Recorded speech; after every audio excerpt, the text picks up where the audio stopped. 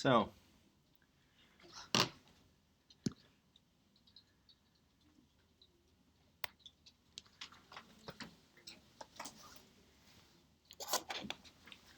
let's continue now. So, back to the 10th.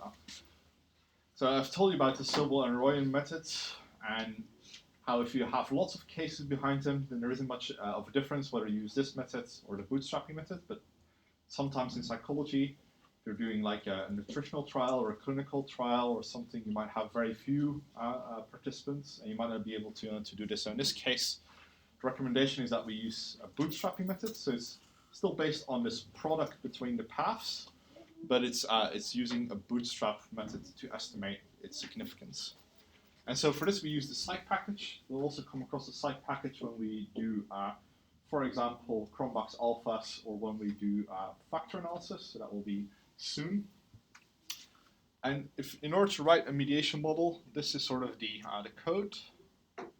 It used to be that you could also say mediator is this, y is this, but I think so. It's similar to what we had before, but now the mediator is the one with, between brackets. Yeah, so it's similar to the ones we had for Orley squares regression, but now we just had plus m to denote that we have this mediator variable, and this std is for standardization. So this makes sure that we have betas rather than b's.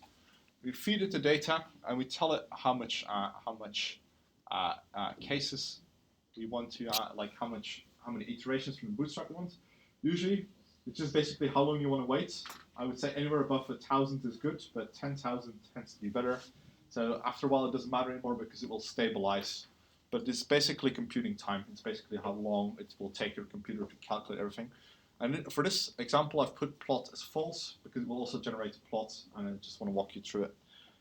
Okay. So because we'll get lots of output, I'm going to open a text file which shows all the results. And if you remember that we can sync things away into like a document. So if your supervisor doesn't use R or something, you can save everything into a text file, and then he will have all the output like that. So this is just a sync, and then it's telling the mediation model should go in that sync. So we'll have a look at the type of output we get. See how reasonable it is. So first line, it will give us sort of a command which it has done. So it will say, this is what I did. And then it will again helpfully say, for our things, we've mapped everything together. The dependent variable was this, the independent variable was this, the mediating variable was this. And it will give us, because it's a series of regressions, what we care about most is this indirect effect. So that indirect effect is the AB path. So basically, it's the path going from the top to see what the effect is via this mediator. And testing the statistical significance of that will tell us whether there's a mediation effect. So this is how the direct effect changes, and this is the p-value, which should be similar to what we had before. But the key thing that we care about is this bootstrapped indirect effect. So this estimate is similar to what we have here, but we have a 95% confidence interval of 0.19 to 0.42. And so this is a beta. And so if this confidence interval doesn't overlap with 0, then we can be sure that is a mediation effect, right? Because then it must be statistically significant. It also gives you the R squared of this model, and it gives you an F and a P value if you want to report that. And you can get some longer output if you want even more, like all the coefficients and all the standard errors. You can specify that in the print statement. Yeah. But for now, the most important thing is this, and it's 95% confidence interval. So it goes from 0.19, a beta of 0.19 to a beta of 0.42. Any questions? Yeah, and so what you should also be able to see is that the total effect is the sum of the direct and the indirect effect. So if we sum those due to rounding, it won't map on exactly, but it's 0.34.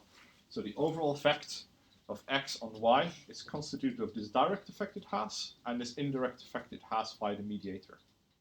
And that's how we partition the overall effect, and that's the purpose of this exercise. Yeah? And we can see that there's a substantial larger amount due to the indirect effect than there is to the direct effect.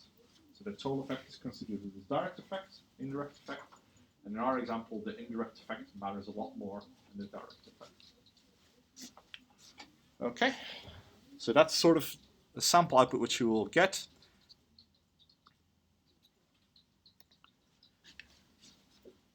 So yeah, click here. So that's just I open it now, but it will take you to somewhere where you can see it.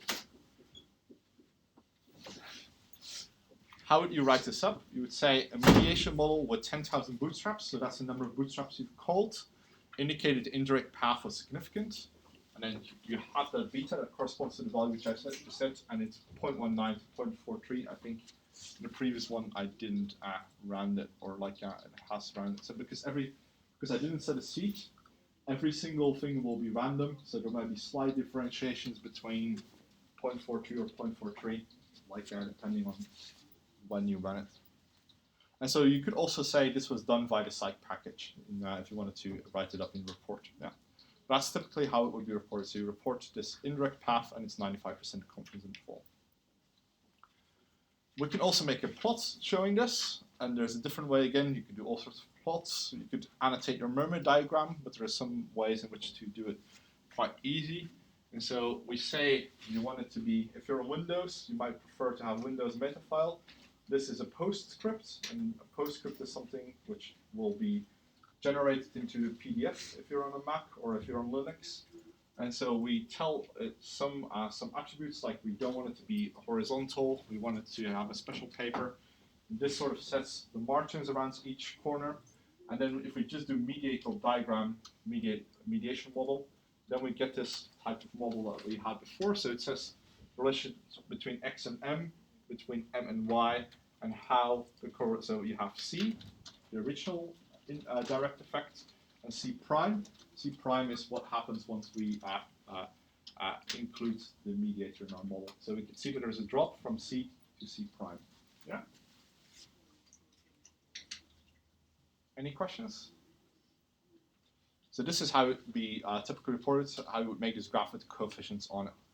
So now you're going to try it yourself on the dataset you've been working on. So you can either do the Sobel test, but you're going to probably run into some package issues with the BDA thing. So if you wanted to do the Sobel test, Alex has just pointed how you could install the BDA package because, like I said, just 2 days ago, this person violated some policy on CRAN, which means it's no longer available. But we can get a legacy version to install it. And Alex has posted you this piece of code if you want to install the BDA package. And you could either do that and then do the Sobel test, or you could do the bootstrapping for the mediation, which you've just done. So I don't want you to do both of them, just try one of them. Yeah.